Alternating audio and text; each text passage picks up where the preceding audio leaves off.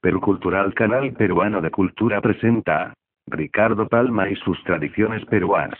Tradición titulada Las querellas de Santo Toribio. Crónica de la época del octavo virrey del Perú primero. Señor excelentísimo. Un español ha asesinado a otro con marcada alevosía. Que entierren al muerto y que se juzgue al vivo. Juzgado está y sentenciado. Pues que se cumpla la pena, y el que se queme que sople. Ello es, convenia de V.E., que una cosa es quebrar huevos y otra cosa es hacer tortilla. ¿Cómo se entiende, señor alcalde? ¿En estos reinos la justicia no va recta por su camino? Perdone V.E., pero es el caso que el matador se ha llamado a iglesia, y de mí sé decir que no acierto con la manera de proceder. Los templos no se hicieron para seguro de pícaros. Medrados estábamos, por Santiago. Entiéndalo así el señor Juan Ortiz de Zárate y proceda en consecuencia sin torcer ni doblegar la vara. Tal fue el diálogo que en la sala del despacho de la Real Audiencia de Lima me dio una mañana del año 1590 entre el alcalde del crimen de Juan Ortiz de Zárate y el virrey, recientemente llegado, de García de Mendoza. Retiróse el buen alcalde, dando y cavando en las palabras de S.E. e inquiriendo en su caletre un expediente para dejar bien puestos los fueros de la justicia civil sin agravio de las prerrogativas eclesiásticas. Su cabeza era una olla de grillos, y poniendo al fin remate a sus cavilaciones, se resolvió a pasar respetuoso oficio al arzobispo, solicitando su licencia para la extradición del reo. La respuesta no se hizo esperar mucho. El prelado, con latines y citas de los santos padres y de los concilios, defendía la inmunidad de la iglesia. Pues ahora veredes, y que todo turbio corra, que la justicia está antes que los cánones y las súmbulas, dijo amoscado el alcalde. Y con una corte de alguaciles se dirigió al templo, extrajo al delincuente y lo aposentó en la cárcel, previniéndole que fuese liando el petate para pasar a mejor vida. Figúrese el lector, pues más es para imaginada que para escrita, la saracina que armaría en el devoto pueblo tan expeditivo procedimiento judicial. Por su parte el arzobispo amenazó a Ortiz de Zárate con excomunión mayor si antes de 24 horas no devolvía el reo al lugar sagrado. Lugar sagrado es la tierra, y cumplo con todos ahorcando al criminal y enterrándolo en sitio bendito, pensó el alcalde, y dio por contestación al oficio arzobispal el cuerpo del reo balanceándose en la horca. Al otro día, las iglesias y torres amanecieron cubiertas de paños fúnebres, las campanas tocaron incesantemente plegarias y el santo arzobispo Toribio Alfonso de Mogrovejo pronunció contra el alcalde del crimen Juan Ortiz de Zárate la terrorífica excomunión. Aquí de los conflictos del excomulgado. Su mujer abandonó el domicilio conyugal, siguiéndola sus hijos y criados, y hasta los alguaciles hicieron renuncia de las varas, para que a sus almas no les tocase en el otro mundo algo de la chamusquina. La situación del alcalde se hizo de día en día peor que la de un leproso. Ni un amigo atravesaba el dintel de sus puertas, ni hallaba prójimo que le correspondiera el saludo. Los mercaderes se excusaban de venderle.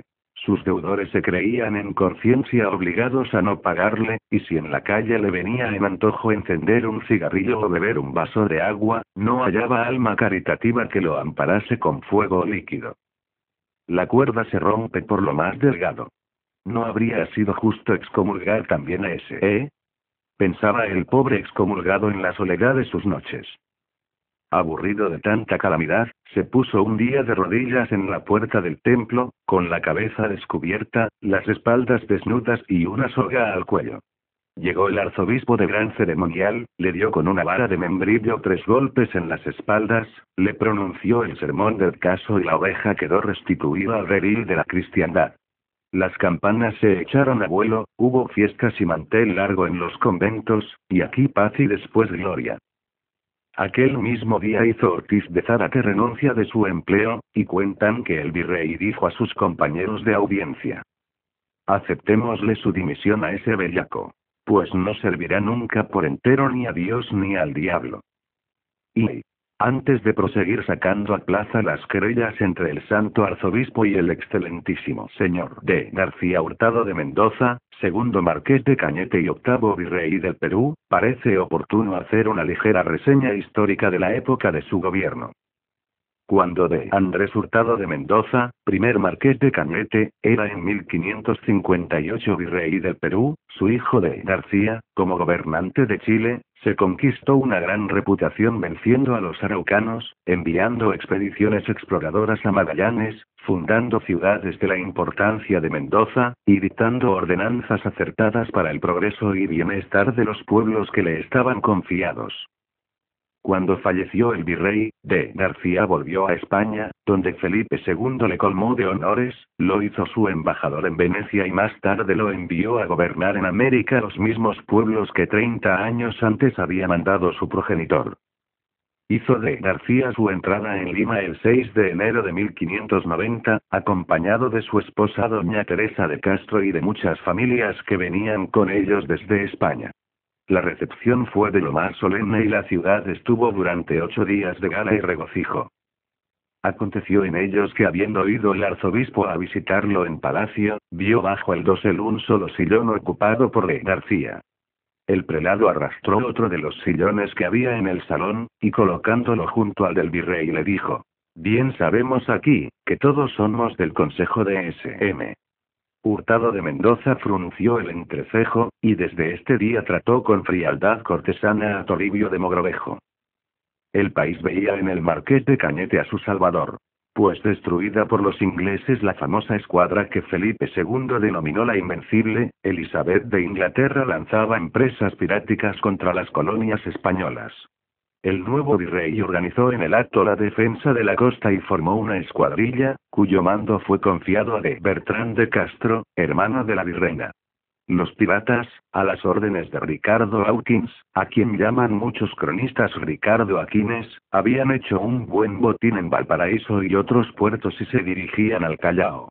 Mas de Bertrán los sorprendió anclados en Pisco, les ocasionó graves daños, y dándoles caza por varios días, en los que fueron frecuentes los combates, obtuvo al fin que Hawkins se rindiera prisionero, empeñándolo el jefe vencedor palabra de que su vida sería respetada.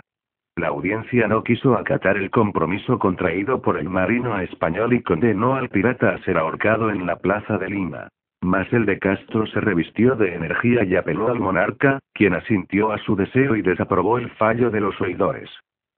En punto a empresas marítimas, protegió mucho de García la expedición de Álvaro Mendaña a las Islas de Salomón. Y Mendaña, en gratitud, denominó al primer grupo de islas de que fue descubridor las Marquesas de Mendoza. Los apuros del tesoro español tenían que ser salvados por las colonias. Así el virrey tuvo que emplear su energía toda para establecer, cumpliendo con las órdenes del monarca, la alcábala y otros impuestos. Ellos vieron en Quito margen para una sublevación, que el marqués de Cañete logró sofocar, más por su sagacidad que por la fuerza de las armas. Refieren de este virrey que, pintando su carácter, solía decir: aunque me encolerizo con facilidad, pronto me pasa el enojo. Que mi condición es como la de la pólvora, que después de hacer el estrago se convierte en humo. Después de 6 años y medio de gobierno, en los que dictó ordenanzas favorables a los indios, fundó la villa de Castrovirreina, atendió a la instrucción y a las obras públicas y realizó muchas útiles reformas, regresó de García a España. Las armas de la Casa de Mendoza eran escudo de sinople con una banda transversal de gules. Y en 1691 y con el 3% de las rentas eclesiásticas, según lo acordado en el Concilio de Lima, fundó Santo Toribio el colegio seminario que hoy lleva su nombre. Y para establecer el dominio que sus sucesores debían tener sobre el local, mandó colocar su escudo sobre el arco de la puerta. El blasón de los Mogrovejo era fondo de gules y un caballo de plata parado delante de una espada, bordura de oro sin adornos. Entre los jesuitas de Lima hallábase el padre Hernando de Mendoza, hermano del virrey, que influía poderosamente en el ánimo de García. La Compañía de Jesús hostilizaba al arzobispo porque éste desechó la pretensión de los padres de ejercer jurisdicción, no solo sobre la parroquia del Cercado, sino también sobre la de San Lázaro. A esta influencia y a la queja que abrigaba el virrey contra el arzobispo, por haber desatendido su empeño para que alzase la excomunión a Ortiz de Zárate, se habían añadido quisquillas de ceremonial o etiqueta en las fiestas de la catedral. El marqués de Cañete vio en la colocación del escudo un agravio al patronato del monarca. Y en el acto envió un capitán con soldados y albañiles para romper el heráldico adorno. El pueblo se arremolinó para impedirlo, pero la tropa dejó en breve la calle expedita de bochincheros y el mandato del virrey quedó cumplido. La población se dividió en dos bandos. Uno por el arzobispo, y este era el mayor, y otro por el virrey y el monarca.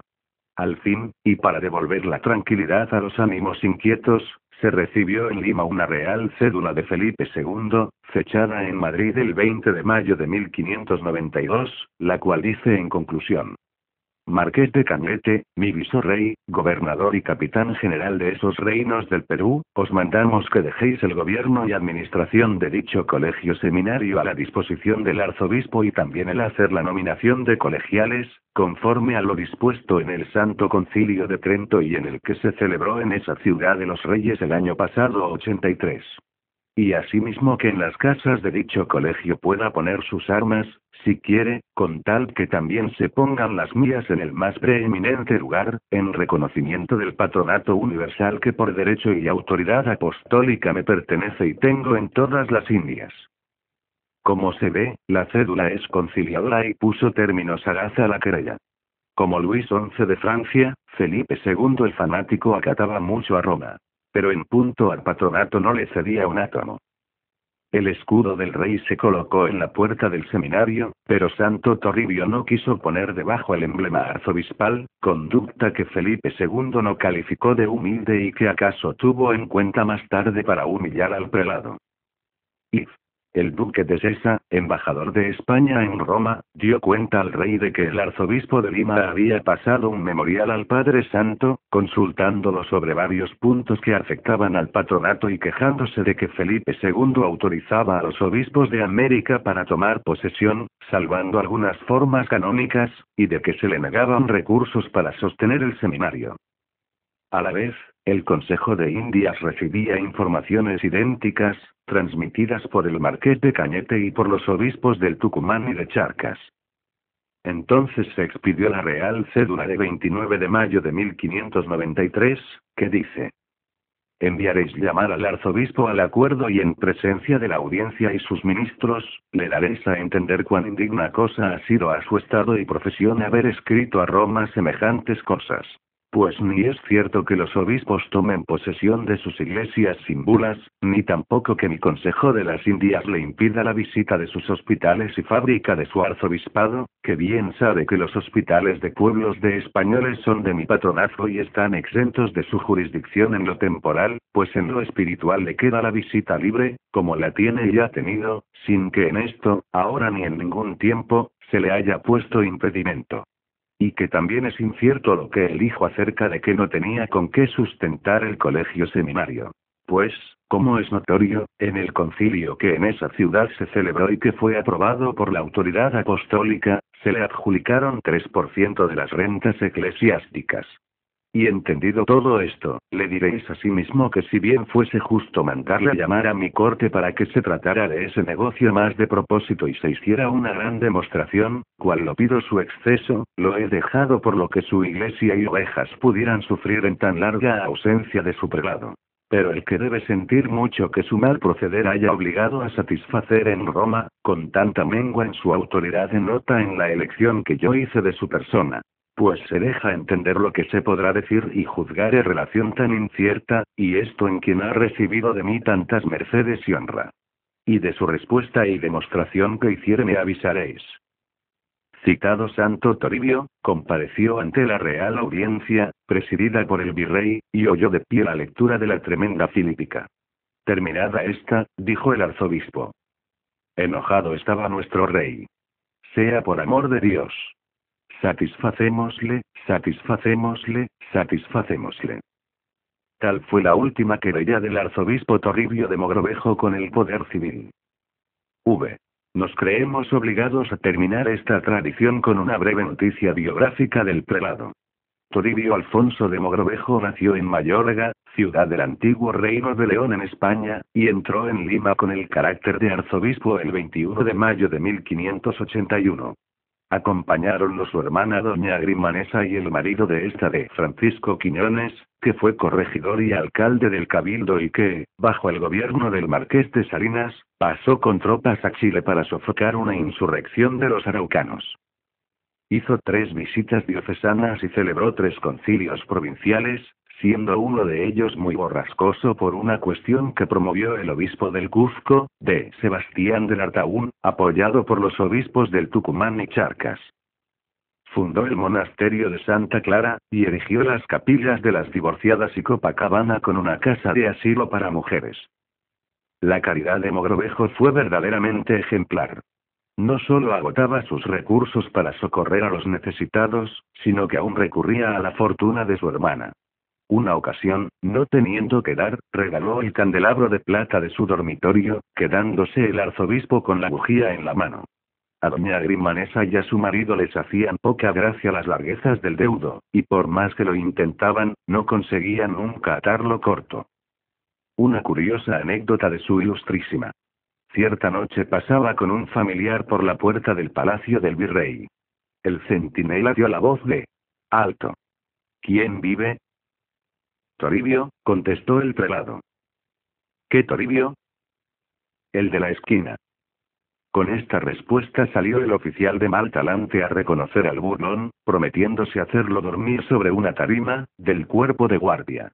Pero se encontró con el arzobispo, que conducía en sus hombros un moribundo. La aventura se hizo pública al día siguiente, y el virrey de García llamaba desde entonces al arzobispo Toribio el de la esquina. Sabido es que la casa arzobispal está situada en una esquina que forma ángulo con el palacio de gobierno. Murió el arzobispo Mogrovejo en Saña, a la edad de 60 años, el jueves santo 23 de marzo de 1606, habiendo gobernado su iglesia 24 años 10 meses. Inocente XI lo beatificó en 1679, y fue canonizado por Benedicto XIII en 1727.